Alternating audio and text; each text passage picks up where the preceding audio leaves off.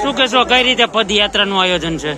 હવે મારું ગામ તો સલડી છે, પણ હું આ 5મું વર્ષ છે અને બગસરા જે ભરવાડ સમાજનો જે સંઘ નીકળે છે એમાંથી મને એવું જાણવા મળ્યું કે નહીં, આ જિંદગીમાં જો આપણે કંઈક આવ્યા છીએ તો 10 દિવસ ભગવાનના નામે કાઢી અને કામ ધંધો છોડી અને અમે નીકળી જઈએ છીએ. આ મારે 5મું વર્ષ છે અને મને મજા આવે છે.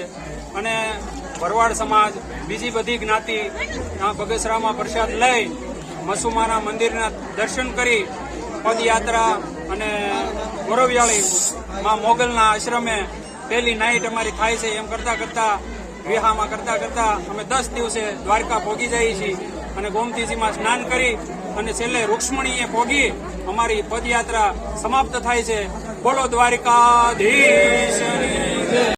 બગસરા ભરવાડ સમાજ વતી દર વર્ષે આથી 15 થી 16 વર્ષથી આજુબાજુના વિસ્તારના જિલ્લાના વિસ્તારના બધા ભરવાડ સમાજ અથવા બધી જ્ઞાતિ બધા સાથે મળી દર વર્ષે અમે દ્વારકાધીશના દર્શને જ આવીએ છીએ.